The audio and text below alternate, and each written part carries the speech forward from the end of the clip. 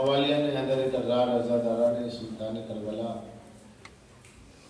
عاشقان رسالت مآب، میں نے قصۂ وافیدہ کو پڑھا ہے۔ اللہ کا ارشاد ہے کہ بے شک اللہ کے نزدیک دین اسلام ہے۔ اس مقدس منبر سے اس عشرہ مبارک کے لیے میں نے جو عنوان بیان قرار دیا وہ یہی ہے، اللہ کے نزدیک دین اسلام ہے۔ اور میں نے کل آپ کے سامنے بیان کیا کہ یہ جو پروپگنڈا کیا جاتا ہے اسلام 1400 سالہ یہ غلط، بلکہ اسلام حضرت آدم سے لے کے خاتم تک ایک ہی دین ہے، اور یہ تمام نبیوں کا دین ہے، تمام رسولوں کا دین ہے، جس کا نام اسلام ہے۔ اور اسلام ایک عقلی دین ہے، اسلام مطابق فطرت، اسلام مطابق عقل، لہذا یہاں کسی حکم کے بارے میں چمو چرا کی گنجائش نہیں ہے۔ ہاں، آپ کو اصول میں تحقیق کا حکم دیا گیا ہے، توحید کے ماننے کے سلسلے میں آپ بھرپور تحقیق کیجئے، رسالت کے معاملے میں کریکٹر مصطفیٰ کو پڑھیے، کردار مصطفیٰ کو پڑھیے، اور سرکار دو عالم نے جو اپنی کردار کا کلمہ پڑھوایا ہے کافروں سے، وہ اس سبق کو بھی یاد کیجئے گا۔ اور پھر اس کے بعد میں جب پوری طرح ذہنی طور پر آپ مطمئن ہو جائیں کہ اسلام کے اصول بہت ہی پاک و پاکیزہ ہیں اور مطابق عقل ہے، عقل میں کہیں ریب و شک نہیں پایا جاتا ہے، تب آپ کے اوپر لازم ہے کہ پھر آپ اطاعت کریں۔ اطاعت کی منزل میں سوال نہیں ہے، عقیدے کی منزل میں ہے۔ سوال عقیدے کے بارے میں ہوتا ہے، اطاعت کے معاملے میں سوال نہیں ہوتا۔ لیکن عجیب بات ہے کہ لوگ عقیدے کا معاملہ آتا ہے تو وہاں تحقیق نہیں کرتے، اطاعت کا معاملہ ہے تو تحقیق کرتے۔ اللہ نے عقیدے کے بارے میں تحقیق کا حق دیا ہے، تحقیق کر کے آؤ، لاشعوری میں مت رہو۔ باپ دادا مسلمان تھے، ہم بھی مسلمان ہیں، باپ دادا شیعہ تھے، ہم بھی شیعہ، نسلی مسلمان نسلی شیعہ، گھر بیٹھے نعمت مل گئی، اسے پتہ ہی نہیں ہے اس کے پاس کیا ہے۔ اگر آپ کمپیریٹیو اسٹڈی کریں، تقابلی مطالعہ کریں کہ دین یہود کا مطالعہ کیجئے، اولڈ ٹیسٹمنٹ کو پڑھیے، نیو ٹیسٹمنٹ کو پڑھیے، پھر قرآن کو پڑھیے، اور اس کے بعد میں عزیزان گرامی زبور کو پڑھیے، ہندو دھرم کی کتابیں پڑھیے، اپنشد دیکھیے، یہ سب اویلیبل چیزیں، ایسی نہیں ہے کہ نہیں ملتی۔ جن کے پڑھنے کا ذوق ہے، پڑھنے والے 100 ناول پڑھ لیتے ہیں، اور اگر مذہبی مطالعہ کرنا چاہے تو ساری چیزیں۔ تو اس کے بعد میں جب آپ پڑھیں گے دین اسلام، نہج البلاغہ پڑھیں گے، ائمہ تاریخ کے ارشادات پڑھیں گے، قرآن مجید کی تفسیر دیکھیں گے، تب آپ کو سمجھ میں آئے گا کہ آپ کے پاس کون سی دولت ہے۔ اور جو قوم اس وقت جس قوم سے کثرت میں مخاطب ہوں، تو ماشاءاللہ یہ تو وہ ہے کہ نسلی طور پر تحقیق شدہ ہے، اور جو تحقیق شدہ بس ایک بات کی کمی ہے، وہ کمی یہ ہے کہ جو بھی اس راہ پر راہ اہل بیت پر 300 برس پہلے آیا ہو، 400 برس پہلے آیا ہو، 100 برس پہلے آیا ہو، وہ کیوں آیا، اس کے جو ہے کانشیسلی ریزنز کیا ہیں، اس کے علمی دلائل کیا ہیں۔ اگر اس کو ایک پرچے کی صورت میں ہر خاندان و قبیلے کے لوگ لکھ کے رکھتے تو عزیزان گرامی آج کتابوں کے انبار لگ جاتے، ایک آرٹیکل کم سے کم ہوتا کہ بھیا ہمارے آبا و اجداد میں جو فلاں تھے اور انہوں نے مذہب دین اسلام قبول کیا، مذہب اہل بیت قبول کیا، اس کے ریزنز ہی ہے۔ تو دنیا کے سامنے بہت دلائل کے انبار لگ جاتے، مگر پتہ نہیں ادھر سے غفلت کیوں ہو گئی۔ لیکن کوشش کیجئے گا کہ پہیہ پتہ اٹھائیں کہ کون سی وجوہات تھی، تاکہ اس کے ذریعے تبلیغ دین اسلام کے سلسلے میں ایک مؤثر ذریعہ جو خود آپ کے آبا و اجداد سے آپ کے گھر میں موجود ہے، وہی ریزنز کام آ جائیں گے۔ اب عزیزو، یہ دین اسلام جس کے لیے اللہ نے صاف صاف بات رکھی ہے کہ عقیدے میں تحقیق کرو اور عمل کے مسئلے میں اطاعت کرو۔ جب عمل کا حکم دیا جائے، اطاعت میں سوال نہیں ہے۔ یہ بات مطابق عقل ہے۔ یہ دیکھیے کہ اگر آپ کوئی ویکینسی کی تلاش کرتے ہیں، اخبار میں پڑھتے ہیں، اس میں وانٹیڈ کے نام سے آ جاتا ہے کہ بھائی جس کو ویکینسی چاہیے ہوا ہے، سمجھ لیجیے آپ ملٹری میں آپ بھرتی ہو رہے ہو، وہاں پہنچے، کیا بات ہے صاحب ہم ملٹری میں ہونا چاہتے ہیں، اپنی مرضی سے، ہاں اپنی مرضی سے، اتنا چھاتا ہے، اتنی ہائٹ ہے، یہ صحت ہے، ٹھیک، آپ کی سیلری اتنی رہے گی، خوش، اندر چلے گئے۔ اور جب اندر چلے گئے ملٹری فارم میں، تو وہاں جانے کے بعد دیکھا 4 بجے رات کو اٹھنا ہے، دوڑ لگانی ہے، کہاں سے کہاں تک بھاگنا ہے، اور پھر اس کے بعد دیواروں پہ چڑھنا ہے، رسی کھیلنا ہے، ورزش کرنی ہے۔ آپ نے کہا صاحب 1 دن 2 دن کی بات ہے، یہ روز کی ہے، مجھ سے یہ نہیں ہونے کا۔ کہنے اب آپ جا نہیں سکتے، یا تو آنا نہیں تھا، اب آپ جا نہیں سکتے۔ ارے صاحب ہم تو سیلری دیکھ کے آئے تھے، تو سیلری دیکھ کے آئے ہو تو کچھ کام بھی تو ہوگا، تو ٹریننگ بھی تو ہوگی، یہ ٹریننگ کیوں ہو رہی ہے؟ بولے آپ کا فائدہ ہے، اس میں جتنا آگے بڑھیں گے سیلری آپ کی اتنی بڑھ جائے گی۔ اسی طریقے سے کسی دکان کی ملازمت کے سلسلے میں آپ کو تلاش تھی کہ سیلس مین مل جائے، ایک مل گیا لڑکا، اس نے کہا صاحب میں سیلس مین کی حیثیت سے کام کروں گا۔ کہا تنخواہ کیا دیں گے؟ اتنی دیں گے۔ آپ نے دکان پہ تھوڑا کام لیا، تھوڑا اسے گودام میں بھیج دیا۔ اس نے کہا یہ دکان کا تو ٹھیک تھا، گودام میں کیوں بھیج دیا آپ نے؟ کہا نہیں کبھی کبھی ضرورت پڑ جائے تو یہ بھی کرنا پڑے گا، اس میں کیا حرج ہے؟ اب آپ کام لے رہے ہیں، وہ کہہ رہا نہیں صاحب یہ مجھ سے نہیں ہوگا، یہ بنڈل نہیں اٹھاؤں گا، یہ کام نہیں کروں گا۔ آپ نے کہا کہ ٹھیک ہے نہیں کرو گے تو سیلری رک جائے گی۔ ارے صاحب یہ زبردستی کیوں ہے؟ بھائی ہم آپ کے گھر پہ نہیں گئے تھے بلانے کے لیے، ہم نے اعلان دیا تھا، آپ خود چل گیا ہے، ہم نے دروازہ تو نہیں کھٹکھٹایا نا، آپ جب خود آئے ہیں چل کے تو ہماری شرطوں پر آپ ہیں، آنا آپ کا اپنی مرضی سے ہے، یہاں رہنا ہماری مرضی سے ہے۔ اب جو ہم کہیں گے وہی آپ کو سننا، ملازمت اسی کا نام ہے، تو ملازمت اسی کا نام ہے، سوال نہیں کیا جائے گا۔ تو ایک بندہ اگر بندے کو سیلری دے، تنخواہ دے اور اس کی ملازمت میں رہے، بندہ بندے کی نوکری کرے، بندہ بندے کی نوکری کرے، تو جب بندہ بندے کی نوکری کرنے لگتا ہے تو عزیزان گرامی وہاں سوال نہیں ہوتا۔ اگر سوال ہوتا ہے تو پرانے ملازمین کہتے ہیں ہم 20 سال سے سیٹ کے پاس ہیں، 25 سال سے، کبھی ہم نے تو سوال نہیں کیا، تم آج ہی آئے اور سوال بھی کر رہے ہو۔ کہا صاحب میں کرنا نہیں چاہتا۔ تو آئے کیوں تھے؟ چوری کی نیت سے آئے تھے کہ پورا مال وال دیکھ لے کہاں رکھا ہوتا ہے، پھر نکل جائیں اور نقب کرے۔ اب شکوک و شبہات، ملٹری سے نکلنا چاہتے ہیں، بغاوت کا شبہ، کیوں آئے تھے؟ جاسوسی کرنے آئے تھے، وہاں تو اور مصیبت۔ تو آپ دیکھیے آنا ہوتا ہے اپنی مرضی سے، لیکن کام کرنا ہوتا ہے اس کی مرضی سے جس کے پاس گئے۔ بس اس اصول پر آپ دیکھ لیجئے، لا اکراہ فی الدین، لا اکراہ فی الدین، دین میں کوئی زبردستی نہیں۔ اسلام قبول کرنے میں کسی پہ کوئی جبر نہیں ہے، کسی کی گردن پہ تلوار رکھ کے اسلام قبول نہیں کروانا ہے، کسی کی بیوی کو بیوہ کر کے اسلام قبول نہیں کروانا ہے، کسی کے بچوں کو یتیم کر کے اسلام قبول نہیں کروانا ہے، کسی کی زمین لے کے اسلام قبول نہیں کروانا ہے، کسی کے سیم و زر پہ قبضہ کر کے اسلام قبول نہیں کروانا ہے، جہاد کا لیبل دے کے شخصی حکومت کرنے کا نام اسلام نہیں ہے۔ تو عزیزان گرامی آزادی ہے، لا اکراہ فی الدین۔ نہیں آنا چاہتے ہو، اسلامی حکومت ہے، ٹیکس دے کے رہو۔ اس کا بدلہ یہ ہے کہ حکومت تمہاری حفاظت کرے گی، جان مال عزت آبرو کی، تو اس کا ہرجانہ یہ ہے کہ آپ ٹیکس دے کے اپنے مذہب پہ رہیے، چاہے جو چاہے آپ عمل کریں، لیکن جب اسلام قبول کرے تو سوچ سمجھ کے آئیں۔ ارے نہیں صاحب میں بہت سوچ سمجھ کے آیا ہوں، دین اسلام بہت اچھا ہے، آ گئے، بڑی سخت سردیاں پڑ رہی ہیں، نماز فجر پڑھنا ہوگا، کیا کب تک؟ کیا جب تک مر نہ جاؤ؟ کیا کب سے؟ کیا جب سے بالغ ہوئے ہو تب سے مرنے تک؟ یہ کیوں کا سوال ہی نہیں، آئے کیوں تھے؟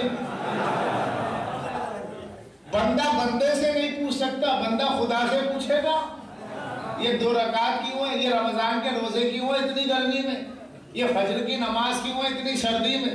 وہاں سوال نہیں کیا جائے گا. کیوں؟ اطاعت کی منزل میں سوال کرنے کا مطلب یہ ہوا کہ اپنی مرضی سے نہیں آئے ہیں. اب وہ تمام افراد جو دین اسلام کے بارے میں کبھی نماز پہ بحث، کبھی روزے پہ بحث، کبھی حج پہ بحث، تو عزیزان گرامی یہ جو بحثیں کرتے رہتے ہیں اور اس کا مطلب کٹ حجتی اور ضد ہے، اطاعت کرنا مقصود نہیں ہے بلکہ اطاعت سے جی چرانا ہے، تو وہ اس بات کو یاد رکھ لیں کہ وہ ذہنی طور پر مسلمان نہیں رہے. اس لیے کہ اگر ذہن اسلامی ہوگا تو اعضاء و جوارح، ہاتھ پیر، باڈی آپ کی مکمل اسلام کی اطاعت میں رہے گی. اور اگر ذہن میں اسلام کے بارے میں شکوک و شبہات ہے تو سر اللہ کی بارگاہ میں نہیں جھکے گا، پیٹ روزے کو آواز نہیں دے گا، بےچانی الجھتے رہے گی. تو عزیزان گرامی اگر عبادت کی منزل میں، اطاعت کی منزل میں سوال کرنے کا مطلب یہ ہوا کہ یہ باغی ہے، آنا نہیں تھا، جب آ گئے تو سوال نہیں کرنا. کیوں؟ اس کی اور میں مثال دے دوں. آپ ڈاکٹر کے پاس گئے، یہ مر جانے والا بدن جس کو بچانا ہے، ڈائبٹیز ہو گیا یار، میری باڈی کیسی ہو رہی ہے، چہرہ کتنا پھول رہا ہے، چلے فوری 1 لاکھ کی دوا کہیں 2 لاکھ کی کھائی یا 2 روپے کی کھائی، آخر میں یہ باڈی جانے گی. کیوں؟ کہ جسم فانی ہے. فانی جسم کو بچانے کے لیے ڈاکٹر کے پاس گیا، ڈاکٹر نے کہا میاں یہ صبح کی 2 گولیاں، یہ دوپہر کی 8 گولیاں، اور یہ رات کی آپ کی 7 گولیاں، یہ کھا لیجیے.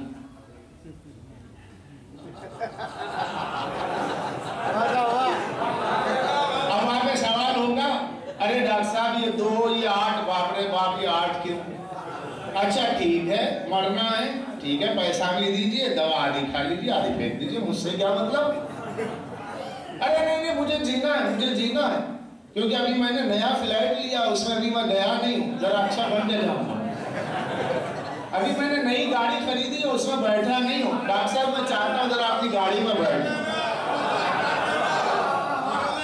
ابھی اپنی باڈی کو سنوار رہا، اور آخر میں تو چھوڑنا ہی. تو کوئی ڈاکٹر سے کوئی پیشنٹ سوال کرتا ہے کہ اتنے ٹیبلٹ، اتنے کیپسول، اتنا انجیکشن، وہاں قبول ہے، جو دے دے قبول ہے.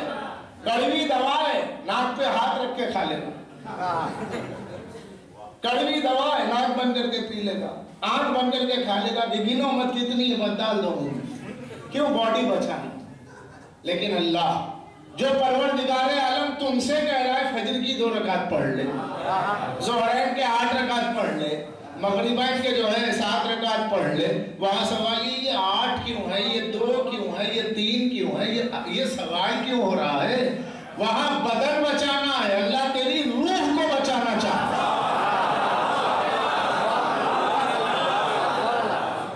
اگر ڈاکٹر سے دوائی نہیں لوگے بدن مر جائے گا، اور اگر شریعت محمدی پہ نہیں چلو گے تو روح مر جائے. اور بدن تو کہیں نہ کہیں چھوڑنا ہی ایسے، مگر روح باقی رہنے والی ہے. تو روح جو باقی رہنے والی ہے تو روح کی تازگی کا نام ہے اللہ کی اطاعت. صلوات پڑھ دیں محمد والے.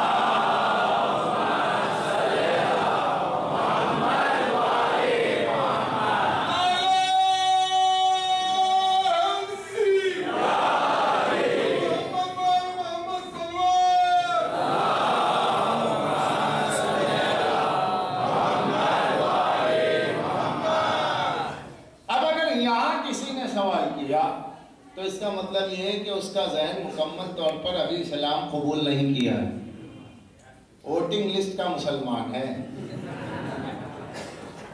آئی کارڈ کا مسلمان ہے، پاسپورٹ کا مسلمان ہے، مگر اس کے رجسٹر میں نہیں. وہ اتنی محبت سے بلانے کے لیے مقرر کیا حی علی الصلاۃ، اور یہاں باپ رے دیکھتے دیکھتے اذان کا ٹائم ہو گیا، چلو یار چلنا ہے. کیا فائدہ؟ یہ سوچو کہ تمہاری روح کی بقا کا اہتمام کیا گیا. اللہ نے ڈاکٹر کو دوا کے لیے مقرر کیا ہے تاکہ تمہارا بدن بچا رہے. نبیوں کو شریعت دے کے بھیجی، رسولوں کو شریعت دے کے بھیجی تاکہ تمہارا دین محفوظ رہے. اور جب یہ بھیجا ہے تو دست عصمت کے ہاتھوں بھیجا، غیر معصوم کے ہاتھ نہیں. اب میں کل کے بیان سے اپنے بیان کو مربوط کروں. یہ تو میں نے تبلیغی انداز میں بات رکھ دی یہ بتانے کے لیے کہ عقیدے میں تحقیق ہے لیکن عمل میں نہیں ہے. جو حکم ہے وہی کرنا. اور اس کی مثالیں اتنی میں نے آپ کو دے دی کہ اور مثال کی ضرورت نہیں. تو یہ وہ دین اسلام ہے جس کا مقصد ہے انسانی نفس کا تزکیہ، اس کا مقصد ہے روح کی تطہیر، اس کا مقصد ہے ذہن کو منجلی کرنا، اس کا مقصد ہے اعمال کو پاکیزہ بنانا، اس کا مقصد ہے نظم اجتماعی میں صالحیت پیدا کرنا، اس کا مقصد یہ ہے کہ لوگوں کے درمیان میں نظم و نسق بیدار رہے، انسانی ضمیر کی بالیدگی ہوتی رہے، انسانی شعور کی، انسانی فکر کی تطہیر ہوتی رہے. اس کے لیے یہ دین اسلام. تو یہ دین اسلام کا مقصد کیا ہے؟ اس کیریکٹر کو بنانا. اب اس کیریکٹر کو بنانے کے لیے اللہ نے معصوم نبیوں کو بھیجا یا معصوم رسولوں کو بھیجا اور عصمت دے کر کے بھیجا تاکہ درمیان میں کہیں سے کوئی خطا نہ ہو جائے. تو گنہگار امت ہوتی ہے، نبی گنہگار نہیں ہوتا. تو عزیزان گرامی اگر نبی گنہگار ہو جائے گا تو امت کی ہدایت کہاں سے ہوگی؟ تو اللہ نے معصوم نبیوں کے ہاتھوں یہ دین اسلام کو بھیجا. اب یہ دین اسلام جو ہے یہ آدم کا بھی دین ہے، موسیٰ کا بھی دین ہے، عیسیٰ کا بھی دین ہے. آدم سے لے کے سرکار دو عالم تک ایک ہی دین ہے، اس کا نام ہے اسلام. لہذا اسلام 1400 سالہ نہیں ہے. تو پھر سوال یہ ہوگا کہ 1400 سالہ کیا ہے؟ کچھ تو ہے 1400 سال. اسلام آدم سے ہے تو 1400 سال سے کیا ہے؟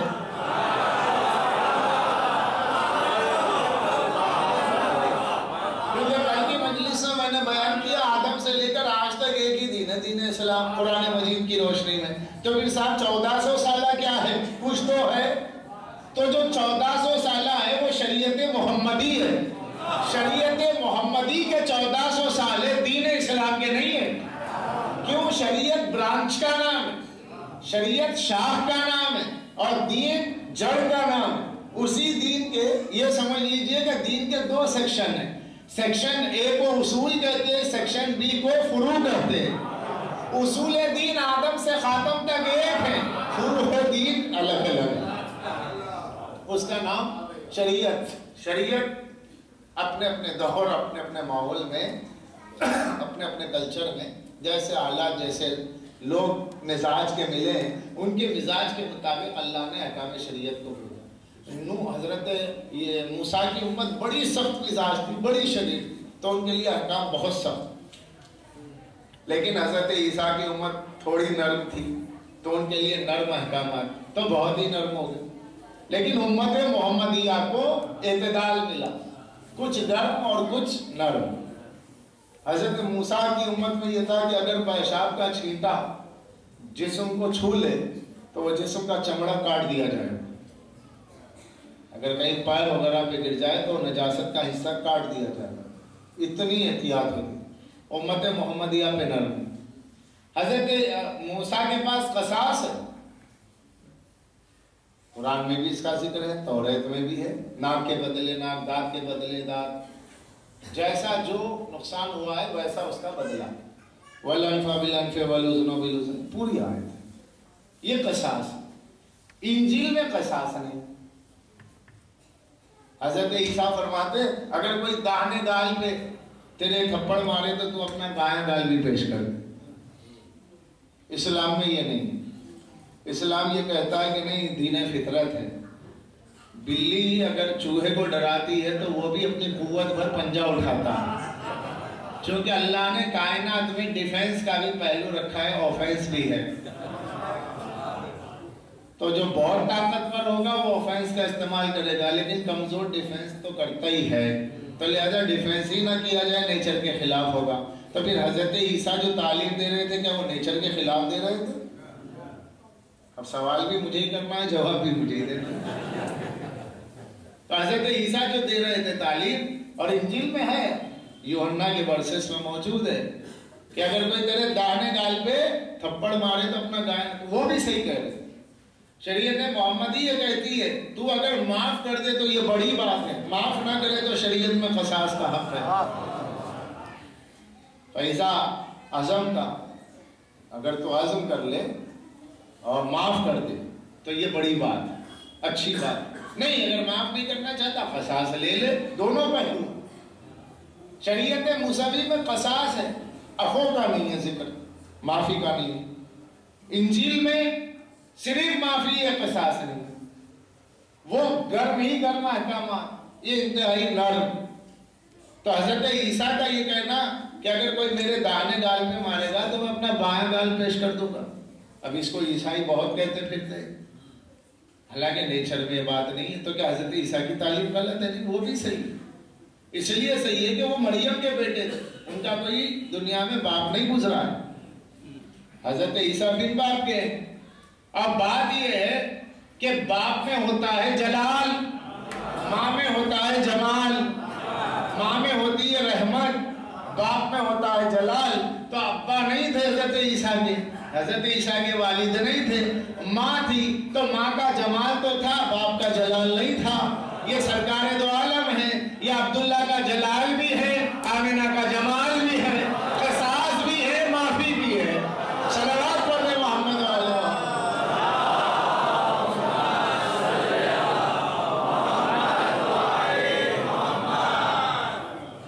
दोनों चीजें। अब ये दीन इस्लाम नर्म व गर्म हालात के तहत मुख्तलिफ शरीयतें लेकर के आया, लेकिन आखिरी शरीयत जिसका कोई कैंसलेशन नहीं होने वाला है वो शरीयत मोहम्मदी। इसी को दीन मोहम्मदी, शरीयत मोहम्मदी कहते हैं। अब ये इस्लाम, अब ये जो इस्लाम आपके पास है अज़ीज़ान गिरामी, अब लोगों के जहन में ये आया कि 1400 साल इस्लाम है, तो सरकार दो आलम से पहले इस्लाम नहीं था, यही सबके जहन में है। जिसका नतीजा ये हुआ, मैं शायद कोई नई बात कह रहा हूँ, जिस पॉइंट ऑफ व्यू से यहाँ तक आ रहा हूँ उसको अज़ीज़ान गिरामी आप इंशाल्लाह बहुत महसूस होंगे। ये जो मुसलसल कहा गया इस्लाम 1400 साल का, इस्लाम 1400 साल का, सरकार दो आलम के ऐलान नबूवत से पहले इस्लाम नहीं था, ये गलत है।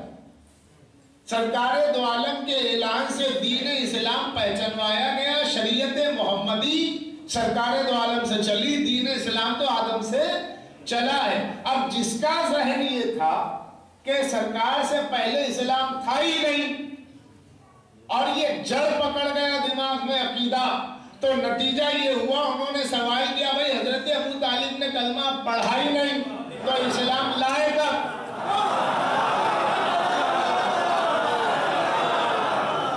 सबसे बड़ी खराबी ये है, 1400 साल इस्लाम मानने का नतीजा ये है कि भाई सरकार दो आलम से ऐलान नबूवत है, वहीं से तो इस्लाम है।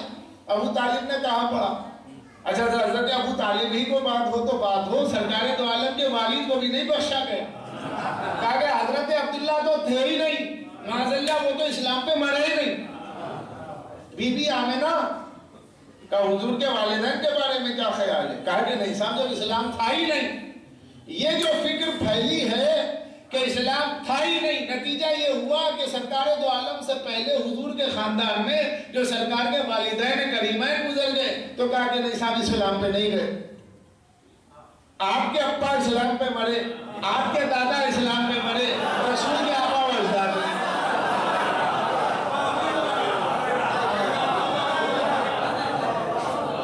आलम इस्लाम में किताबें इस सिलसिले में बड़ी बहसें, किताबें बड़े बड़े उलमा की मार्केट में अवेलेबल है, मेरे पास भी मौजूद है, बहसें हदीसें इस पर। पूछा गया माज़अल्लाह माज़अल्लाह, तो हुज़ूर ने फरमाया नहीं, मेरे वालिद जहन्नम। क्यों? बोले इस्लाम जब था ही नहीं। और मेरा ये दावा है और कुरान मजीद की रोशनी में कि आदम से इस्लाम है। ये सही है कि हजरत अब्दुल्ला हो या हजरत आमिना हो, सरकार अब्दुल मुत्तलिब हो, ये सब शरीयत मोहम्मदी पर नहीं रहे, दीन इस्लाम तो था, मिल्लत इब्राहिमी है। अब आप ये कहें कि भाई हजरत अबू तालिब के पास इस्लाम कहाँ है? क्यों? कलमा पढ़ना साबित नहीं है, कलमा पढ़ना साबित नहीं है। तो सवाल ये होता है कि पहला सवाल हमारा ये है, हजरत अबू तालिब का कलमा पढ़ना साबित नहीं है, तो पहले ये बताइए कि हुजूर ने कलमा पढ़ने के लिए कहा कब था? एक दलील कि हुजूर ने कभी कहा हो कि मेरे चचा कलमा पढ़ लो। अगर हुजूर ने कभी कहा हो तो बता بتائیں؟ ارے نہیں صاحب، آخری دور میں نظر کا وقت تھا تب کہا تھا.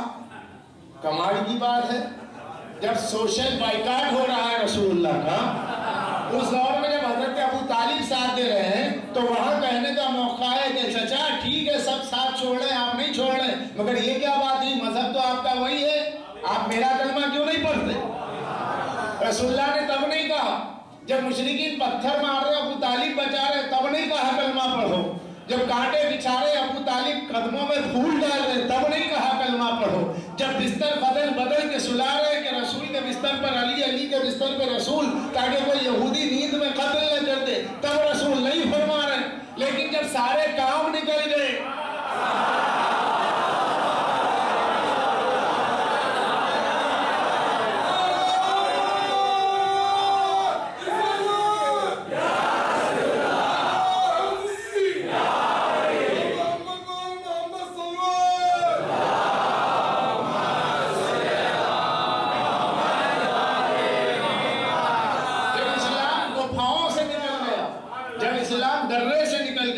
جب اسلام شعب ابی طالب سے نکل گیا، جب اسلام زید ابن مرقم کے مکان سے نکل گیا، جب اسلام میدانوں میں آ گیا، رسول کو آخری وقت خیال ہو رہا ہے معاذ اللہ کہ چچا اب کلمہ پڑھ لو. تو سارے کام نکالنے کے بعد یہ ایک سیاسی لیڈر تو کر سکتا ہے، اللہ کا نبی نہیں کر سکتا.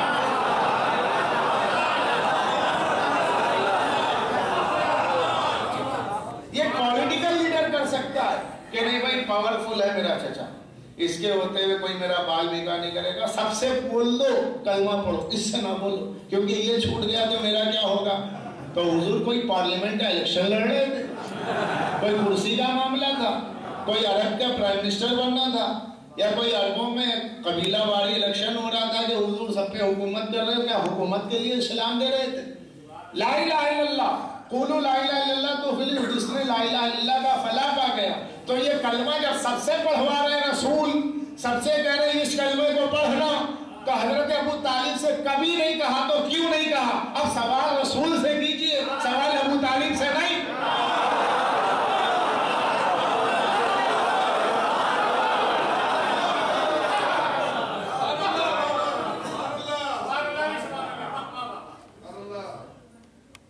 کبھی کہا سوائے آخری وقت کے، وہ آخری وقت کے لمحات کے ایک راوی سعید ابن مسیب، اور وہ بھی اس وقت آئی وٹنس نہیں ہے، اسے پتہ ہی نہیں. یہ نبی کے گھر کی بات ہے نا، جو نبی کے گھر کی بات ہے، جو نبی کے بیت کی بات ہے، تو اہل بیت سے پوچھو. نبی کا چچا ہے، نبی کا گھر ہے، نبی کا بیت ہے، جو نبی کا بیت ہے تو گھر والے بتائیں گے. نبی کی بات ہے، نبی کے بیت کی بات ہے تو اہل بیت بتائیں گے، باہر والے تھوڑے ہی بتائیں گے. کب کی بات؟ کوئی آئی وٹنس ہے نہیں. تو سرکار نے پوچھا، سرکار نے کلمہ پڑھوایا، آخری وقت میں پڑھوایا. اچھا چلیے حضور اگر مان لیجئے کہ حضرت ابو طالب کلمہ پڑھ لیتے بقول آکے کہ نہیں پڑھا، نقل کفر نباش، چلیے پڑھ لیتے، کیا گارنٹی ہے کہ آپ مان لیتے؟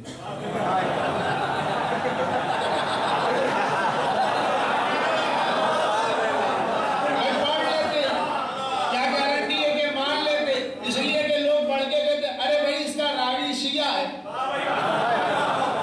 یہ راوی علی والا ہے. بنو امیہ کے دور میں روایتیں جمع ہوئی ہے، شبلی نعمانی کی سیرت النبی کی پہلی جلد میں ڈیٹیل موجود ہے، اردو زبان کی مستند کتاب ہے کہ احادیث جس دور میں جمع کی گئی ہے عالم اسلام میں، وہ پورا بنو امیہ کا دور ہے جب نام علی لینا جرم تھا. اگر حضرت ابو طالب کا کلمہ پڑھنا کوئی راوی بیان بھی کر دیتا تو یہ کہا جاتا ارے یہ تو شیعہ ہے. تو گارنٹی کیا ہے کہ تسلیم کر لیا جاتا.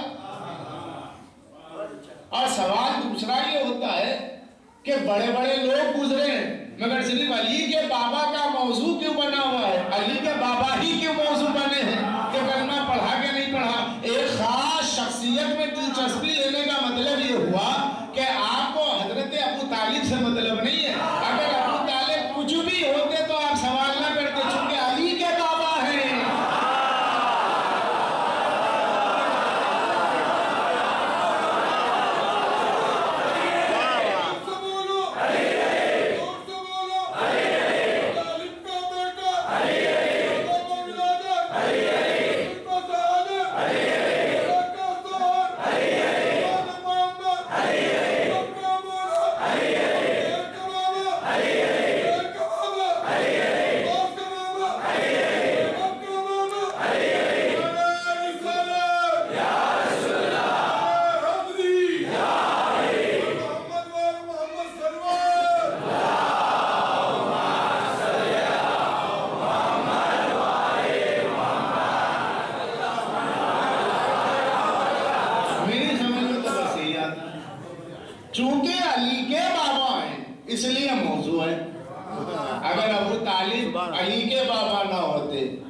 کسی کے بھی ہوتے تو سوال ہی نہیں ہوتا، جیسا کہ اب تک کسی کے لیے سوال ہوا ہی نہیں۔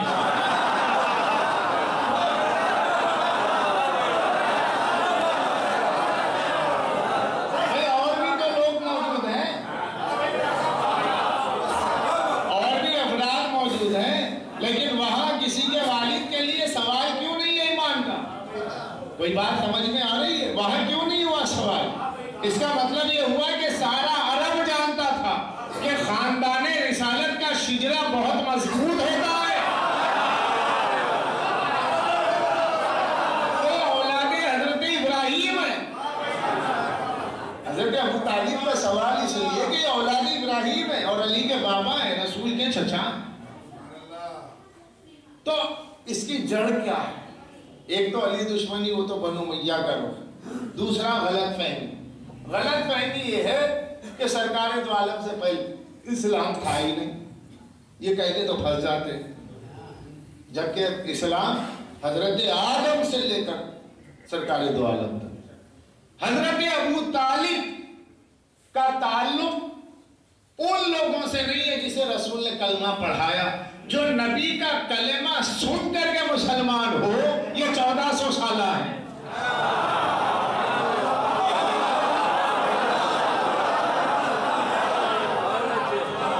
جو رسول اللہ سے کلمہ سن کر کے مسلمان ہو، وہ ہے 1400 سالہ۔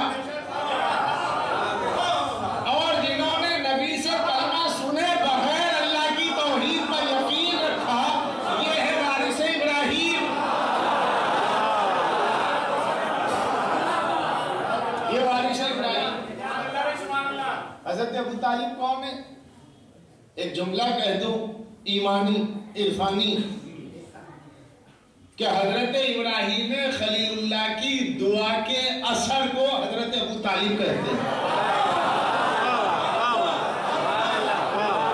کہیں کوئی شبہ ہو مجلس کے بعد پوچھ لینا، اور دن میں آگے زیادہ پوچھنا، رات میں کم آنا۔ قرآن کیا کہہ رہا؟ حضرت ابراہیم کی دعا، سورہ بقرہ آیت نمبر 128، سورہ بقرہ ورس 128، حضرت ابراہیم کی دعا، ربنا وجعلنا مسلمین لک، ربنا وجعلنا مسلمین لک ومن ذریتنا امتا مسلمتا لک وارنا مناسکنا وتب علینا انک انت التواب الرحیم۔ حضرت ابراہیم دعا کرتے، ربنا وجعلنا مسلمین لک، پالنے والے تو میرے خاندان کو، اسماعیل کو، مجھے، اسحاق کو، پورے خاندان، ربنا وجعلنا، ہمیں اپنے لیے مسلمان رکھ۔ اچھا، جو اپنے لیے کہا تو صرف اپنے لیے ہو گیا، پھر نسل کہاں کو جائے گی؟ قیامت تک کے ہے نسل ابراہیم، تو اپنی نسل کے لیے دعا کرتے ہیں، وَمِن ذُرِّيَّتِنَا، وَمِن ذُرِّيَّتِنَا۔ اور یہ جو من ہے، یہ من بیانیہ نہیں ہے، یہ من بازیہ ہے، تبعیض کے طور پر۔ اور میری ذریت میں سے خاص گروہ کو، میری ذریت، میری اولاد میں ایک خاص گروہ کو، امتاً مسلمتاً لک، امت کہتے ہیں گروہ کے، امت کے معنی کیا ہے؟ گروہ۔ میری نسل کے ایک خاص گروہ کو اپنے لیے خالص اسلام پسند بنا کر رکھنا، وارنا مناسکنا وتب علینا، اور مجھے میرا مسکن دکھانا، اور تو توبہ قبول کرنے والا ہے، بے شک تو تواب قبول کرنے والا ہے، رحیم رحمت کرنے والا ہے۔ حضرت ابراہیم کی دعا، دو دعائیں ہیں، ایک یہ دعا، اور پارہ نمبر 1 سورہ بقرہ کی آیت نمبر 129 میں اس کے بعد والی آیت، ربنا وبعث فیہم رسولا منہم یتلو علیہم آیاتک ویزکیہم ویعلمہم الکتاب والحکمہ۔ حضرت ابراہیم دعا کرتے ہیں، اور یہی گروہ جس کی میں نے تجھ سے دعا کی کہ ایک خاص گروہ میری نسل کا ایسا ہو کہ جو ہمیشہ مسلمان رہے، اس کے پاس ہمیشہ اسلام رہے، میرے مالک اسی گروہ میں اس نبی کو بھیجنا۔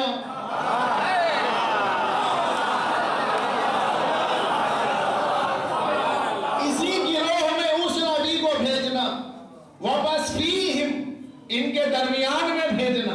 کس کے درمیان؟ کافروں کے درمیان نہیں، ان کے درمیان میں بھیجنا جنہیں میں دعا کر رہا ہوں کہ میری نسل کا خاص گروہ تیرے لیے اسلام پسند رہے اور تیرا دیا ہوا اسلام ان میں باقی رہے. جو میرا دین ہے وہی ان کا دین ہے. وہ نبی کو بھیج کہ جو تیری کتاب پڑھ کے سنائے، لوگوں کے نفوس کا تزکیہ کرے، لوگوں کے کیریکٹر کو بنائے. تو حضرت ابراہیم کی 2 دعائیں ہیں. پورا عالم اسلام کہتا ہے کہ حضرت ابراہیم کی دعا ہے سرکار دو عالم، اور یہی آیت پڑھتا ہے. ابراہیم نے دعا کی اس نبی کو بھیج تو سرکار آئے. ہماری اس آیت سے پہلے جو آیت ہے کہ اس امت میں پروردگار عالم اس رسول کو اس گروہ میں بھیجنا جو پہلے ہی سے مسلمان ہو. اور یہ پہلے ہی سے کون ہے؟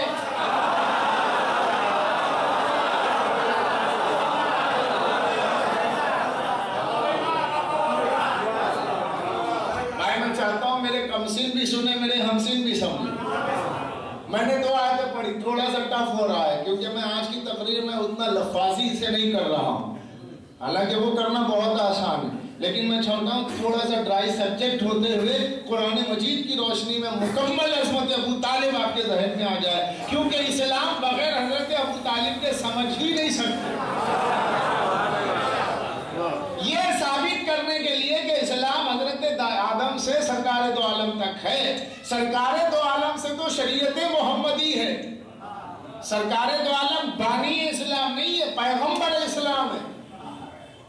تو سرکار دو عالم سے پہلے اسلام ہے، جیسے حضرت ابراہیم نے دعا کی امتا مسلمتا لک، تیرے خاطر، مال غنیمت کے خاطر نہ ہو، جو صرف تیرے لیے مسلمان ایک گروہ ہو. تو پہلے یہ قرآن کی آیت ہے یا قرآن کی نہیں؟ استغفر اللہ، یہ قرآن کی آیت ہے تو پھر وہ گروہ کہاں گیا؟ تلاش گم شدہ. پیپر میں آپ دیتے ہیں کوئی کھو گیا، اشتہار دیا جاتا ہے بھئی یہ گم ہو گئے، ان کی شناخت دی ہے. قرآن میں یہ آیت موجود ہے. اب وہ مسلم گروہ کہاں ہے جو سرکار دو عالم کے خاندان میں؟ تو معلوم یہ ہوا خاندان رسالت ہی امت مسلمہ ہے حقیقت میں، جو حضرت ابراہیم کی دعا سے اللہ نے جسے ڈائریکٹ اسلام دیا ہوا ہے، نسلن بعد نسلن، جس کی ہیریڈیٹی میں اسلام ہے، جس کے فوسلائزیشن میں ورثہ ذہنی کے طور پر اسلام وہاں موجود ہے، کردار ابراہیم کے طور پر ہے، تعلیم ابراہیم کے طور پر ہے، دین ابراہیم کے طور پر ہے، نسل ابراہیم میں اسلام ہے. اور اس نسل ابراہیم کی عمدہ شخصیت کا نام ہے ابو طالب. اب جب اس ابو طالب نے دیکھا کہ بھتیجا اعلان نبوت کرنے والا ہے، اور حضرت ابو طالب فرماتے ہیں کیا چاہتے ہو؟ کہا چچا آپ نے بڑی زحمتیں اٹھائی ابا کے انتقال کے بعد، پرورش کی، سب کچھ کیا، آج میں اعلان نبوت کرنا چاہتا ہوں، کھانے کا انتظام کروا دیجیے. حضرت ابو طالب کھانے کا انتظام فرما رہے. اچھا یہ سب کچھ آپ کا سنا ہوا، میں ایک جملے سے کام لینا چاہتا ہوں. ظاہر ہے میں سب کچھ سنا ہوا تو پڑھوں گا کیا؟ میں واقعے میں سے نقطہ نکالنا چاہتا ہوں، شاید کوئی نئی بات. اب جو میں نے پڑھا آپ کے لیے نہیں تھی، اگر نہیں تھی تو دعا خیر کرنا، اور اگر پرانی تھی تو بد دعا بھی نہ کرنا. کہ حضرت ابراہیم نے دعا کی میری نسل میں خاص گروہ مسلمان رہے، اور اس مسلم گروہ میں وہ آخری نبی آئے. تو آخری نبی کے آنے سے پہلے اس گروہ کا ہونا ضروری ہے. کیوں؟ تاکہ اس رسول کا سپورٹ کیا جائے. اب سرکار فرماتے چچا اہتمام کر دیجیے. کنز الاموال کی جلدیں اردو میں آ چکی ہیں، دارالعلوم دیوبند سے چھپ گئی ہیں، خادم کے پاس موجود ہے. اس میں پورا لکھا ہوا ہے حال کہ حضرت ابو طالب نے کھانے کا اہتمام کیا، صنادید قریش بلائے گئے، سرداران قریش کو بلایا رسول اللہ نے، اور اعلان نبوت فرمایا، خوب کھلایا پلایا اور اعلان نبوت فرمایا. جب اعلان نبوت فرمایا اور فرمایا کہ کون ہے جو تم نے میرا ساتھ دے تاکہ میرا جانشین ہو، تو کوئی نہیں اٹھا. مولا علی اٹھے. تاریخ کی زبان میں 10 سالہ بچے تھے، مگر 40 سالہ نبی نے اسی پہ بھروسہ کر لیا.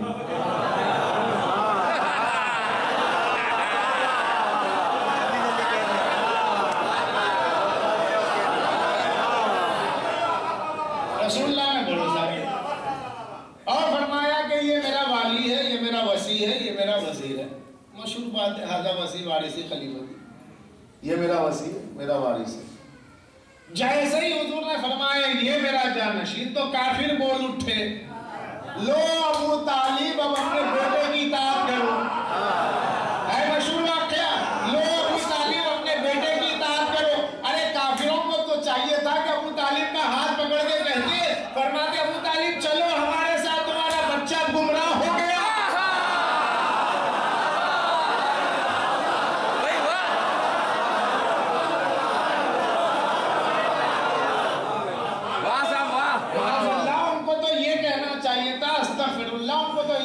چاہیے تھا کہ ابو طالب تم کہاں، ارے تمہارا بھتیجا کیا کہہ رہا ہے، اور تمہارا 10 سالہ بچہ تو گمراہ ہو گیا، چلو ہمارے ساتھ کہ ہمارا دین چھوٹ جائے گا۔ یہ نہیں کہا کہ ابو طالب اب لو اپنے بچے کی اطاعت کرو کہ تمہارے بچے کو جانشین بنایا جا رہا، یعنی کافر تھے مگر جانتے تھے کہ جو ہمارا دین ہے وہ ابو طالب کا نہیں ہے۔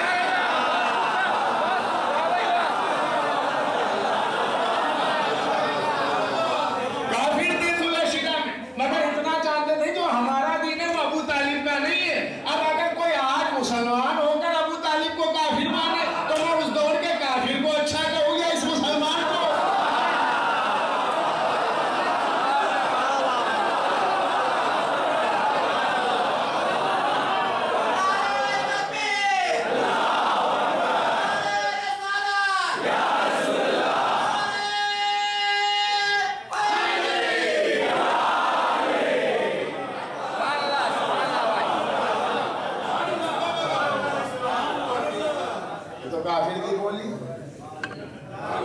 واقعہ وہی پڑھا جاتا ہے لیکن وہی دلیل ہے، وہی دلیل ہے۔ اس لیے عزت چاہیے تو ابو طالب کو مان لو، ورنہ انکار ابو طالب پر، عزیزان گرامی، ایمان ابو طالب پر تو دلیل مل جائے گی، لیکن جو دلیل نہیں مانے گا تو اس پہ نقطہ لگ جائے گا۔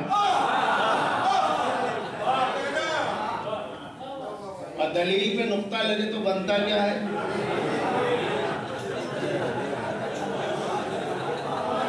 تو جسے دلیل پہ نقطہ لگانا ہو وہ ابو طالب کے ایمان پہ گفتگو کرے۔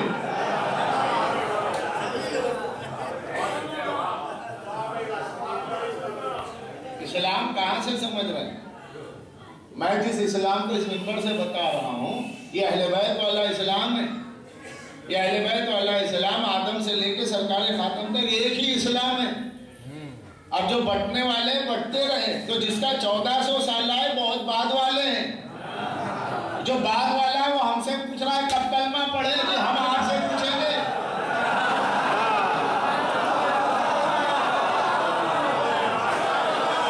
ہمارا تو ان سے تعلق ہے جہاں سوال ہی نہیں ہے۔ کلمہ نہیں پڑھا، کلمہ نہیں پڑھا، چلیے کلمہ پڑھ لیا، یہ لیجئے کتاب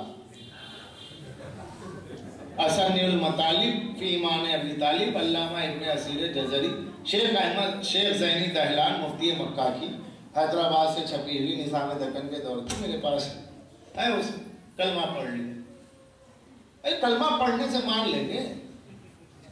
ارے کیوں نہیں مانیں گے؟ تو ہم پڑھتے ہیں نا کلمہ، پھر ہمیں کافر کیوں کہتے ہیں؟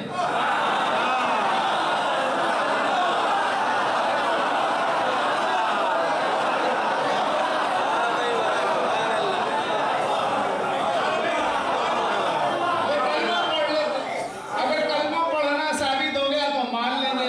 ارے ثابت ہونا کیا، ہماری بات کر رہے ہیں، ہم پڑھ رہے ہیں لا الہ الا اللہ محمد رسول اللہ، ہماری مسجد ہے، ہمارے پاس قرآن ہے، 30 پارے ہیں، ہمارے مینارے، ہماری نمازیں، ہمارے روزے ہیں، تسبیح ہے، سجدہ، سب کچھ تو ہے، اسلامی آثار ہے، ٹوپیاں ہیں، ساری چیزیں ہیں، مسواک بھی ہے ہمارے پاس، کیا نہیں؟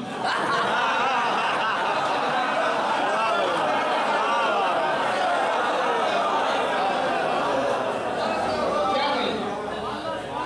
ایسا نہیں ہے کہ لباس الگ ہو، ہم بھی کرتا پاجامہ پہنتے ہیں، باغی پہنا جاتا ہے، بس کچھ نیچے کچھ اوپر، اگر ہے تو اپنا اپنا کلچر ہے، کہیں تھوڑا سا اوپر، کہیں تھوڑا سا نیچے۔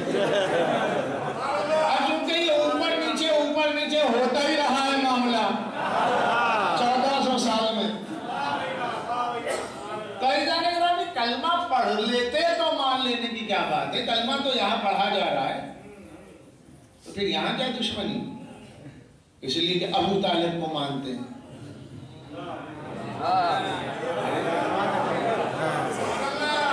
پھر آگے بات وہیں رکے گی. تو سارا مرکز و محور بنے گا سب ابو طالب. تو عزیزان گرامی، یہ کہنا کہ کلمہ پڑھ لیا ہوتا تو مان لیتے، تو ہم تو پڑھ رہے مانتے تھے. اچھا چلیے ایک ایسے کو لائیے عالم اسلام میں، ایک جماعت، ایک فرقے کو کہ جس کو سب مسلمان مانتے ہو. کسی ایک کو لائیے. 73 فرقوں میں یہ ہے شیعہ اثنا عشریہ. اب کوئی بھی فرقہ ہو، میں نام نہیں لیتا، کوئی بھی فرقہ ہو، لیکن اس فرقے کے بلا کر کے کہیے گا بھائی ہم کہوں گے تم تو کافر ہو، آپ مسلمان ہیں. اچھا آپ کون ہیں؟ وہ بتائے گا میں اس فرقے سے. دوسرے فرقے والے کو آپ انہیں مانتے ہیں مسلمان؟ ارے نہیں، کلمہ پڑھ رہا ہے،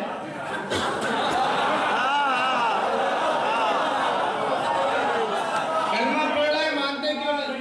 تو 72 میں سب ایک دوسرے کو کافر کہتے ہیں اور کلمہ پڑھتے ہیں.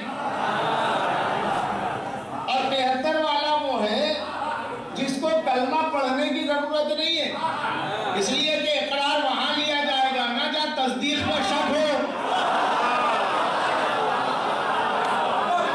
ہماری تصدیق کا نام ہے کل ایمان، اور کل ایمان کے بابا کا نام ہے ابو طالب.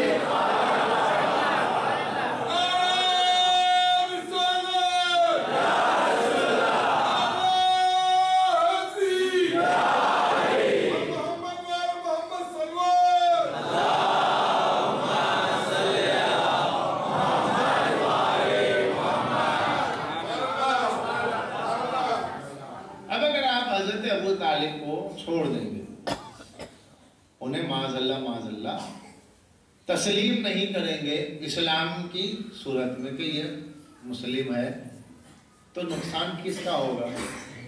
نقصان آپ کا ہوگا. سیرت النبی کا چیپٹر مکمل نہیں ہوگا. رسول اللہ کی جو بایوگرافی ہے اس کا فرسٹ چیپٹر کیا ہے؟ بچپن. بھائی والدین تو تھے نہیں، پالا کس نے؟ چچا نے. اب ایک غیر مسلم آیا، ریسرچ اسکالر ہے، آج تو نیٹ کی دنیا ہے، ساری دنیا کا محلہ ہے. تحقیق ہوئی، صاحب چلو یہ دیکھیں کہ یہ ہیں کب کے، ان کا بچپن کہاں گزرا، کوئی آئی وٹنس چاہیے.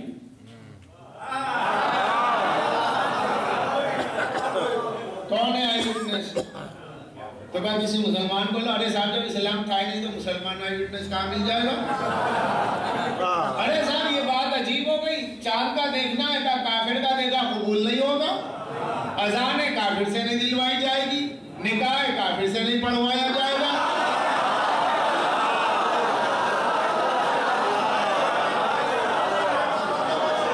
اذان کافر سے نہیں دلوائی جائے گی، نکاح کافر سے نہیں پڑھوایا جائے گا. تو جب آپ اپنی اذان کافر سے نہیں دلوا سکتے، چاند کا مسئلہ آیا کہ چاند ہو گیا، کس نے دیکھا؟ کافر نے کہا استغفر اللہ، اس کی گواہی دور، اس کی گواہی تھوڑی قبول ہو جائے گی. اب یہ ہے نبی کے بچپن کی بات. سیرت النبی کو اگر مکمل لینا ہو تو کسی ایسے سے لیجئے جس کا دین اسلام ہو. اب اس سے پہلے آپ کو کوئی نظر نہیں آتا، مجبوراً ملے کون؟ بیچارے ابو طالب.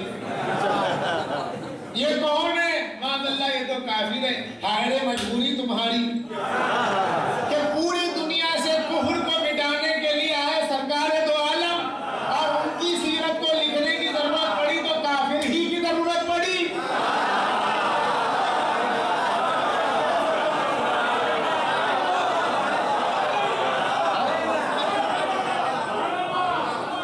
اب یہاں کیسے قبول کیا جائے گا؟ کافر کی گواہی قبول نہیں ہے. ابو طالب گواہی دے رہے ہیں، ارے بھائی میرے رسول کا بچپن ایسا تھا. میرے بھتیجے کا کیا کہنا؟ میرا بھتیجا جہاں بیٹھ جاتا تھا اس کے اوپر ابو سایہ فگن ہوتا تھا. آج آپ جھوم جھوم کے پڑھ رہے ہیں.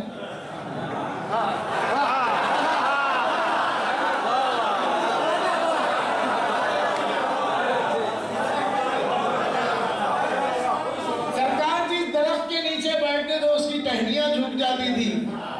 आज आप सलाम कर रहे हैं उस जगह को। मगर सवाल ये है कि ये जो अजमतें पढ़े जा रही हैं, ये जो कसीदे पढ़े जा रहे हैं, अज़ीज़ान गिरामी, ये बचपन के दौर में ये हुआ क्या? अब साया फिगन हुआ, बदन से खुशबू आती थी, जहां बैठते थे पत्थर, जिस पत्थर पे बैठते थे वो पहाड़ कहता था अस्सलाम वालेकुम या रसूल अल्लाह। ये बचपन का आई विटनेस, ये बचपन का दौर बताया किसने? किसने बताया? इसलिए कि हजरत अबू हुरैरा तो उस वक्त थे ही नहीं।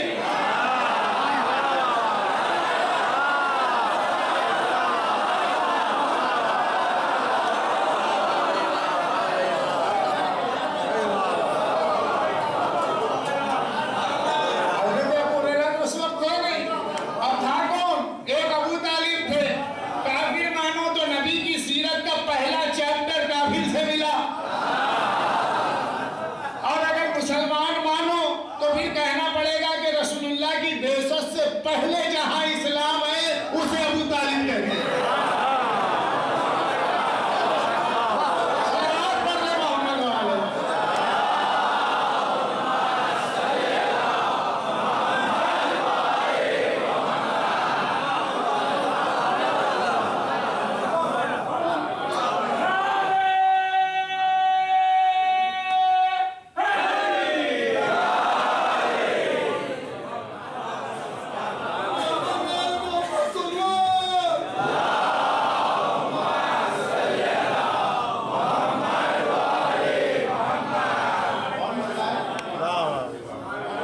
नबी का लड़कपन कौन बताएगा?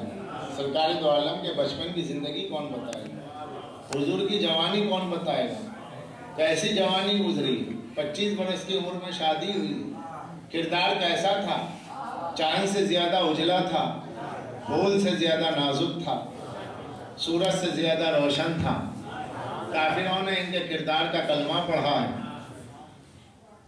तो अब पूछो, लाओ है कोई कि जो गवाही दे सके कि ऐसा था? एलाने नबूवत से सीरतुन नबी लिखी जाएगी तो अजीजों मानना पड़ेगा कि ये 40 बरस वाला नबी है। उससे पहले क्या थे? अबू तालिब दूर रहे, खुद रसूलुल्लाह 40 साल पहले क्या थे? ये कौन बताएगा? अबू तालिब।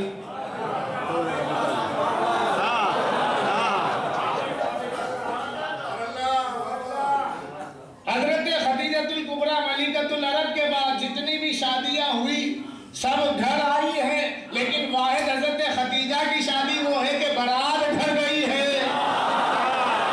ये बारात ले जाने वाला कौन है?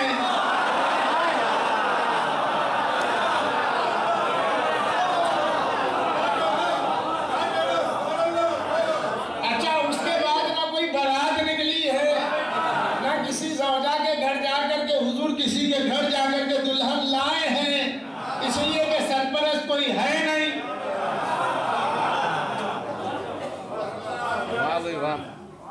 तो ये तमाम चीजें क्या है? इस्लाम यहां मिलेगा। अबू तालिब का जिक्र छुपा दोगे तो हजरत अबू तालिब का नुकसान नहीं है, उम्मत का है। और खुदा ना खास्ता हम हजरत अबू तालिब के लिए नहीं पढ़ रहे, उम्मत की बेहतरी के लिए पढ़ रहे हैं। वहां साबित करना अस्तगफिरुल्लाह। हम और हजरत अबू तालिब का ईमान हम साबित करेंगे? जो साबित है वो बता रहे हैं, साबित नहीं कर रहे हैं।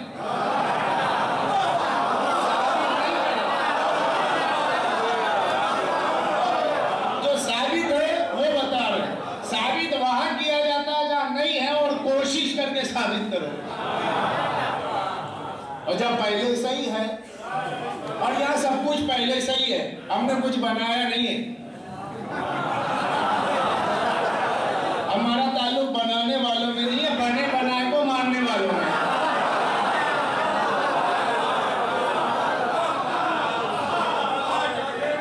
जो बना बनाया उसे मानो, अपने हाथों से बनाना नहीं है। वो मुशरिकीन का मिजाज अपने हाथों से बनाते भी थे और झुक भी जाते थे। तो ना तो हम बनाते हैं, ना तो हम जोड़ देते हैं, हम बने बनाए को मानते हैं। सबको अजीजों अपना ईमान खुद बनाना है। ابو طالب وہ ہے جسے اللہ نے ایمان دے کے بھیجا ہے، اس لیے بھیجا ہے کہ یہ ناصر رسول ہے، اس لیے بھیجا تاکہ توہین رسالت نہ ہو۔ عظمت رسالت کی پاسبانی کے لیے اللہ نے رسول کے چچا کو ایمان دے کے بھیجا، جس کا نام ہے سرکار ابو طالب، اس لیے کہ حضرت موسیٰ کی آغوش میں حضرت موسیٰ فرعون کی گودی میں بس ایک لمحے کے لیے گئے تھے، اب وہ تماچا مارا رخسار فرعون پر کہ منہ ٹیڑھا ہو گیا۔ لارے کا یہ وہی بچہ تو نہیں ہے، بہت زور سے مارا ہے۔ کیوں؟ نبوت، عصمت، علم لدنی، عدالت، اللہ کا انتخاب، اللہ کا منتخب بندہ، معصوم، کفر کی آغوش میں ایک لمحہ بھی رہ نہیں سکتا۔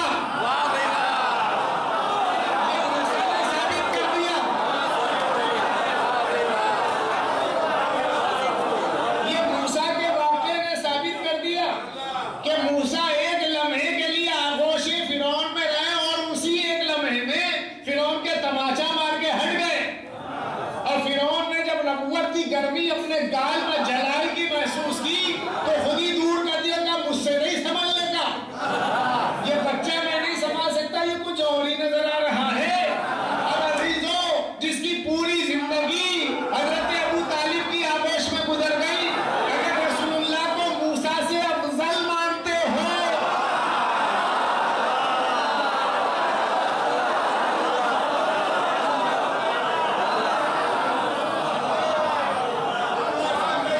اور ماننے کی بات کیا، سرکار دو عالم افضل الانبیاء ہیں، سید الانبیاء ہیں، موسیٰ سے افضل ہیں، اور اس کا ثبوت یہ ہے کہ اگر موسیٰ نے ایک لمحہ کفر کی آغوش برداشت نہیں کی تو اللہ نے اپنے حبیب کو ابو طالب کی آغوش میں جو پرورش دی ہے، اس کا مطلب یہ ہے کہ اللہ جانتا ہے کہ ابو طالب کیا ہے۔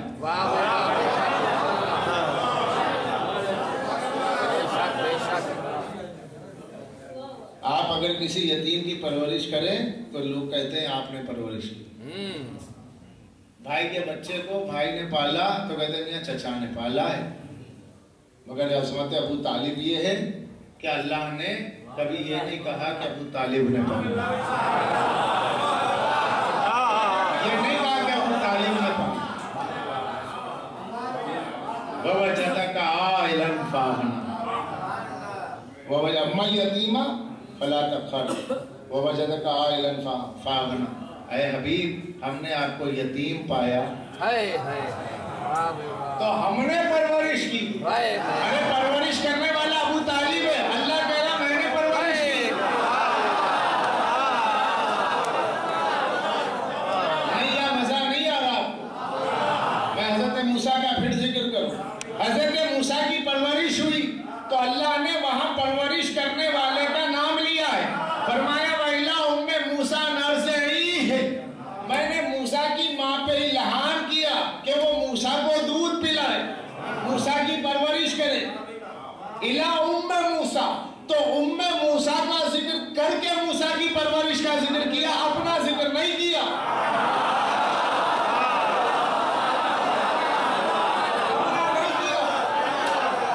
ایسے ہی جب رسول اللہ کی پرورش کا ذکر ہوا تو اللہ کو چاہیے تھا کہ ذکر کر دیتا کہ چچا نے پالا، الہ ام تو الہ ام،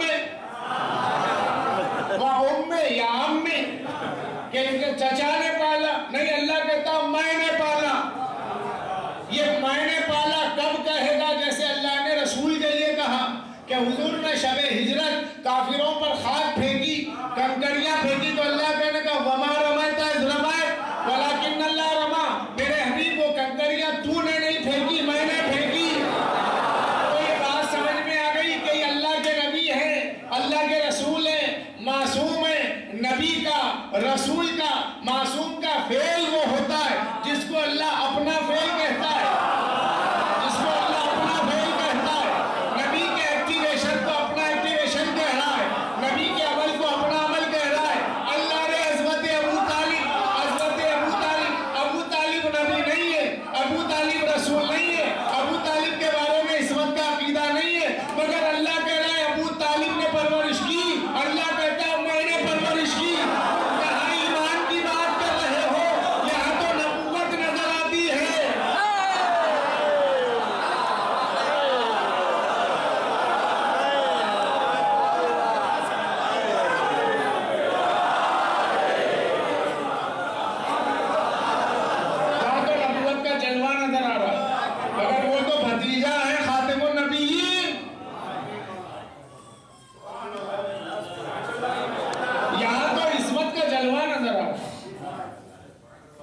یہ ہے حضرت ابو طالب، جن کے عمل کو اللہ اپنا عمل کہہ رہا ہے۔ کسی کافر کے عمل کو اللہ اپنا عمل بولے گا؟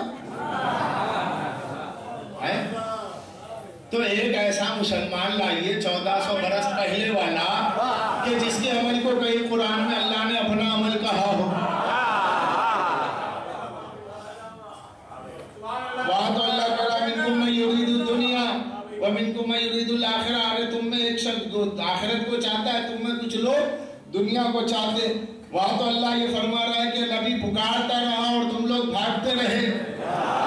اللہ مسلمان سے کہہ رہا ہے کہ میں پکارتا رہا میرا حبیب تم جاتے رہے، اور یہاں پر رسول کو پکارنے کی ضرورت نہیں ہے، نظر اٹھائی اور سامنے ناصر موجود ہے، مددگار موجود ہے، ابو طالب موجود ہے، اور اللہ فرماتا ہے جو اس کا عمل ہے وہ میرا عمل ہے، اس لیے کہ میں نے ابو طالب کو اپنے حبیب کی پرورش کے لیے چن لیا تھا۔ تمہارا چنا ہوا کافر ہو سکتا ہے، اللہ کا چنا ہوا ہے۔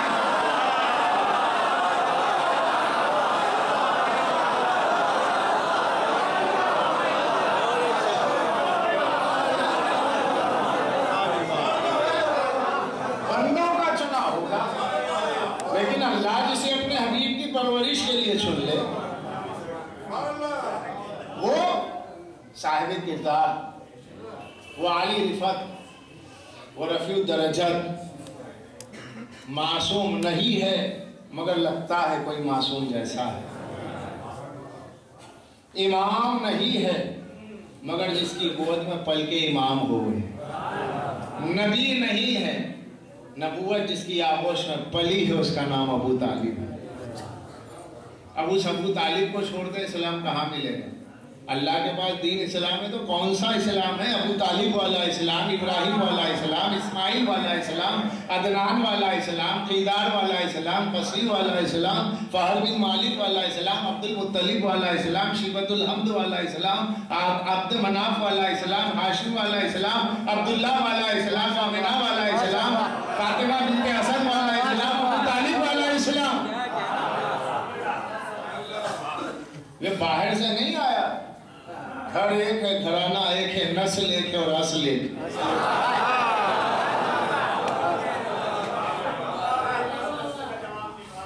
نسل بھی ایک ہے، اصل بھی ایک ہے، تو یہ ایک ہی ہے۔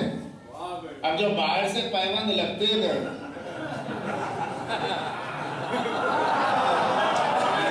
ہمیں ان کی اپنی بات، ہم ادھر جاتے ہی نہیں، ہمیں ادھر سے فرصت نہیں تو وہاں کہاں جائیں؟ اسی میں ٹائم ہو جاتا ہے، وقت بڑھ جاتا ہے، ذکر کم رہ جاتا ہے، یہیں سے فرصت نہیں تو وہاں کہاں دیکھیں؟ ہمارے محبوب میں کمی کیا ہے جو کہیں اور دیکھتے؟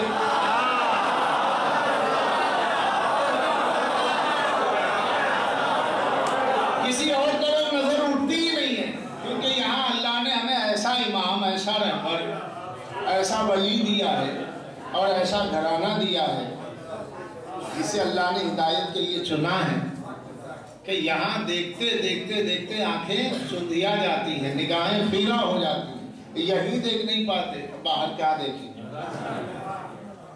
باہر والوں کو دیکھا تو یہی دیکھا، یہ نہ ہوتے تو وہ ہلاک ہو جاتے۔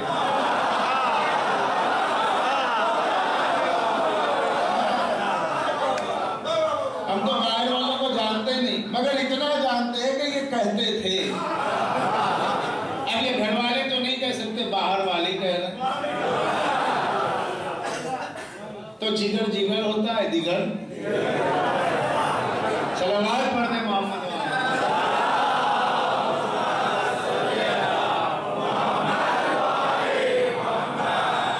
جو جہاں ہے اس کو وہاں رکھنا چاہیے۔ تو یہ بیکار کی بحثیں ہیں کہ حضرت ابو طالب سے، کیونکہ اب تک کتابیں لکھی جا رہی ہیں، اب بھی لکھی جا رہی ہیں۔ بعض علماء اسلام وہ ہیں کہ جنہیں اللہ نے توفیق دی ہے، اب لکھنے لگے ہیں کہ نہیں صاحب یہ گستاخی، جیسے علامہ سائن چشتی پاکستان، انہوں نے فیضان ابو طالب لکھی، بلکہ طاہر القادری صاحب نے بھی ایک سی ڈی میں نے ان کی دیکھی ہے مکمل، اور وہ شیعوں کے اجلاس میں آ کر کے انہوں نے تقریر کی تھی، اور اس سی ڈی کا نام تھا القول الغالب فی ایمان ابو طالب۔ اس میں انہوں نے کئی کتابوں سے ثابت کیا کہ صاحب میں پکا مخالف ہوں آپ کا، لیکن یہ کہ آپ کا مخالف ہوں حضرت ابو طالب کا نہیں ہے۔ تو ہم اب 1400 برس سے کہتے ہیں بھئی ہمیں کافر کہہ لو، جو چاہے کہہ لو، لیکن ادھر کہو گے تو برداشت نہیں، ادھر جو چاہے کہہ لو، کیونکہ اگر ان کی محبت میں سننا ہے، ان کی محبت میں سننا ہے تو دیوانے کیا کچھ سن لیتے ہیں۔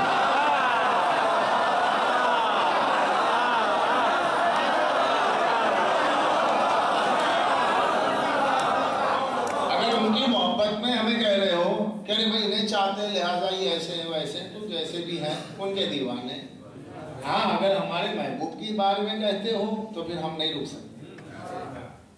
ہاں اگر محبوب کی تعریف کر رہے ہو تو غیر بھی ہو تو ہمیں اس حد تک پسند ہو جب تک ہمارے محبوب کی تعریف کرو۔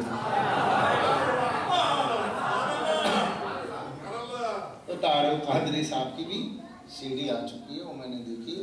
تو اب تھوڑا سا لوگوں میں اویئرنیس آ رہا ہے، بیداری ہو رہی ہے، تھوڑا نوجوان نسل بھی سمجھنے لگی ہے۔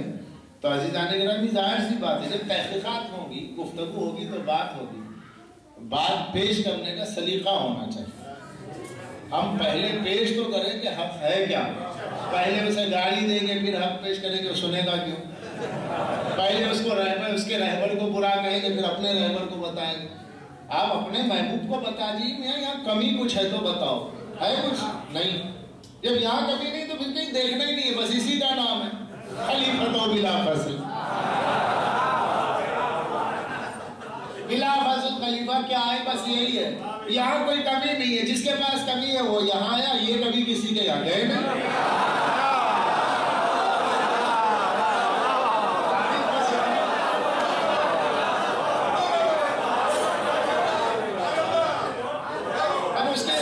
تفصیلات بیان کرنا، وہ تمام تاریخیں پڑھنا، وہ بالکل تکلیف دہ چیزیں، دل آزاری والی باتیں ہو جاتی ہیں، اور اس میں انسان کا دماغ گرم ہوتا ہے، جذبات شامل ہو جاتے ہیں، اس کے ایگو کا مسئلہ ہو جاتا ہے، اس کی انا شامل ہوتی ہے، پھر وہ حق بھی ہو تو نہیں مانتا۔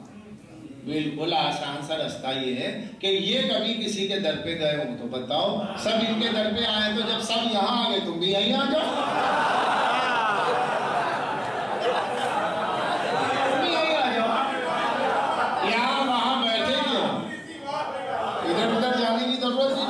سیدھے یہاں آ جاؤ، اندر آ جاؤ۔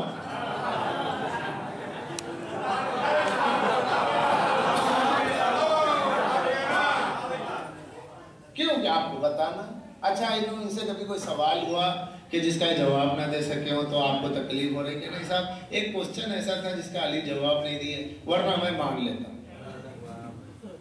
کوسچن بتائیے، ہے ایسا؟ نہیں۔ کردار میں کوئی دھبا معاذ اللہ نہیں صاحب، استغفر اللہ۔ پھر خطا اجتہادی کا پیشانی پہ کوئی لیبل ہے؟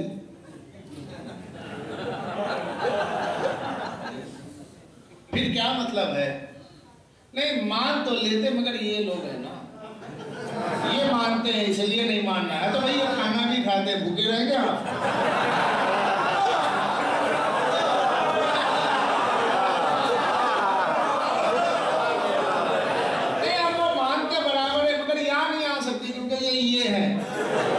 یہ مانتے ہیں اس لیے تو ان کو چھوڑیے، آپ ان کو ماننے سے جنت میں نہیں جائیں گے، ان کو ماننے سے اور ان کو چھوڑیے، مذہب کو دیکھیے۔ ائمہ کے کردار میں کوئی جھول ہے نہیں۔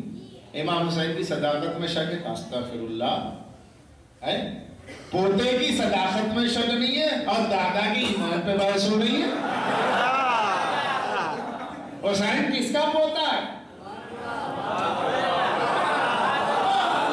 ابو طالب کے۔ کربلا میں جو نسل اسلام کے لیے کام آئی ہے کس کی؟ ابو طالب کی۔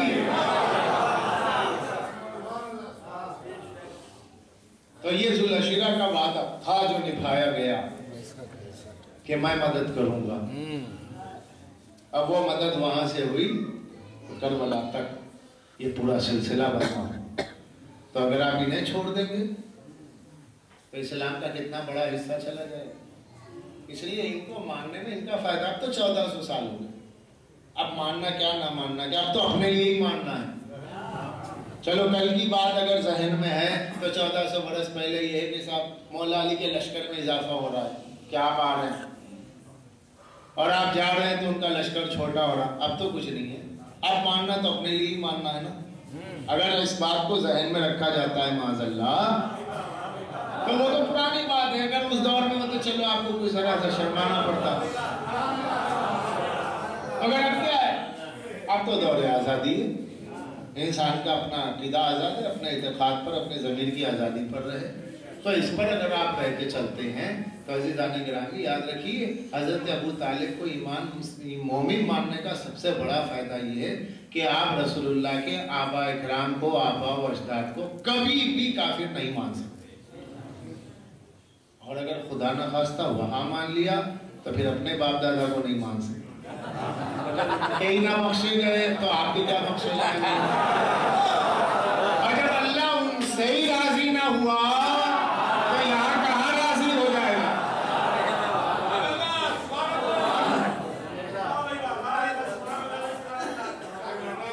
تو عزیزان گرامی یہ چیزیں ہیں. دین اسلام اللہ کے نزدیک اسلام جو ہے وہ اللہ کا بھیجا ہوا دین ہے.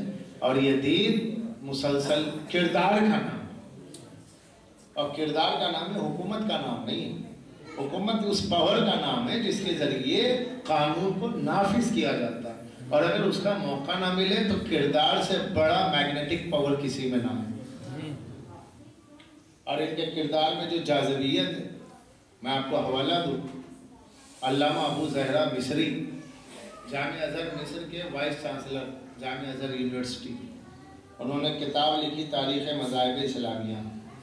اردو ٹرانسلیشن آ چکا ہے اس کا. غلام احمد حریری پروفیسر لاہور پاکستان نے اس کا ٹرانسلیشن کیا. اس میں وہ لکھتا ہے کہ شیعہ قوم ہر دور میں کاٹی گئی, ہر دور میں یہ برباد ہوئی, مگر اس کے باوجود بھی وہ زمین پر زندہ ہے. اس کی وجہ کیا ہے؟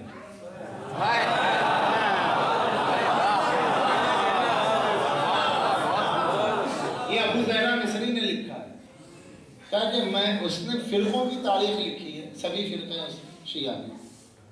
تو کہ جب شیعہ فرقے میں اسٹڈی کرتا ہوں تو مجھے حیرت ہوتی ہے کہ میں نے کوئی دور ان کا نہیں دیکھا کہ اگر کہیں ایک جگہ سکون سے ہے تو دنیا میں کسی اور جگہ پہ مارے جا رہے ہیں. جیسے آپ یہاں آزاد ہیں لیکن ڈیرہ اسماعیل خان پاکستان میں, افغانستان میں آپ مارے جا رہے ہیں. وہ بھی تصاویر نیٹ پہ ہیں کہ ماتم داروں کے ہاتھ کاندھوں سے نکالے گئے. اب کی بات ہے, کوئی پرانی بات تھوڑی ہے, اس دور کی بات کہ شانوں سے ہاتھ کاٹے گئے کہ تم ماتم کرتے ہو, تمہارے ہاتھ نکال لے اور ہینگر پہ لٹکائے اور اس کی فوٹوز نیٹ پہ بھیجے کہ دیکھو ہم نے یہ کیا, یہ درندگی بربریت. تو آج بھی کہیں آپ محفوظ ہیں اور کہیں آپ کی جانوں پہ بنی, کہیں آزادی سے مجلس کر رہے ہیں وقت دیکھ دیکھ کے, اور کہیں یہ ہے کہ وقت ہی ساتھ نہیں دیتا ہے کہ آپ مجلس کریں. یہ تو ابو زہرا مصری لکھتا ہے کہ میں نے پوری تاریخ ان کی یہ دیکھی, لیکن پھر بھی یہ قوم زندہ ہے تو کیوں ہے؟ مجھے اس کی جستجو تھی. میں نے بہت غور کیا تو دیکھا اس قوم میں تو کچھ دم نہیں, لیکن جب بہت غور کیا تو معلوم ہوا اس قوم کو جس نے زندہ رکھا ہے وہ ہے مظلومیت. اس کا جملہ ہے مظلومیت. یہ مظلوم قوم ہے اور اسے اہل بیت کی محبت میں ظلم سہنا پڑا, اور جس کو یہ قوم مانتی ہے وہ بھی مظلوم ہے. تو یہ مظلومیت کا وہ رشتہ ہے ان کا کربلا والوں کا کہ پوری دنیا میں یہ قوم, ہر قوم حکومت کے ذریعے پہچانی گئی اور یہ قوم مظلومیت سے پہچانی گئی.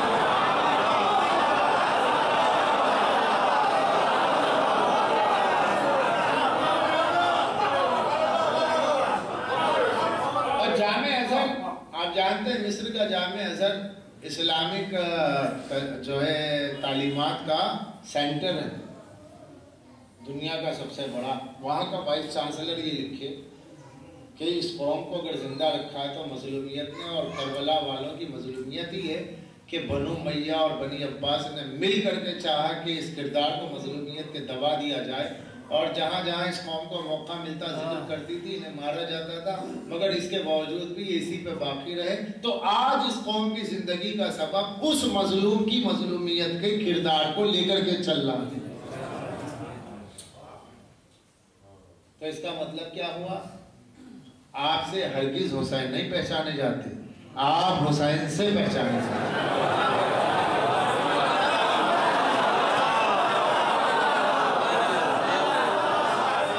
کائنات میں کوئی ایسا نہیں ہے جو یہ کہے بجز رسول اللہ کی، کوئی یہ نہیں کہہ سکتا کہ بھائی انہوں نے پہچانوایا امام حسین کو، فلاں کنٹری میں امام حسین کو انہوں نے پہچان، پوری دنیا حسین کو جانتی ہے، کسی نے نہیں پہچانوایا کسی کو۔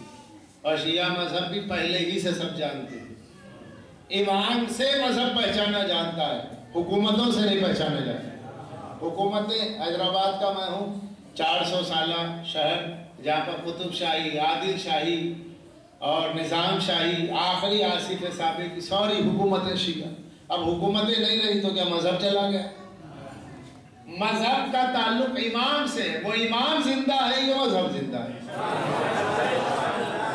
مظلومیت سے اس کا تعلق ہے۔ اب جس قوم کا تعلق مظلومیت سے ہو عزیزو، اسی قوم میں حساسیت ہوگی، عزاداری ہوگی، اور عزاداری سے آپ پہچانے جاتے ہیں۔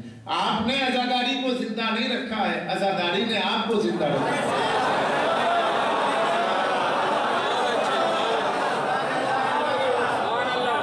عزاداری نے آپ کو زندہ رکھا ہے، اور اس مظلومیت کے کردار نے زندہ رکھا ہے جس کردار کا نام سید سجاد۔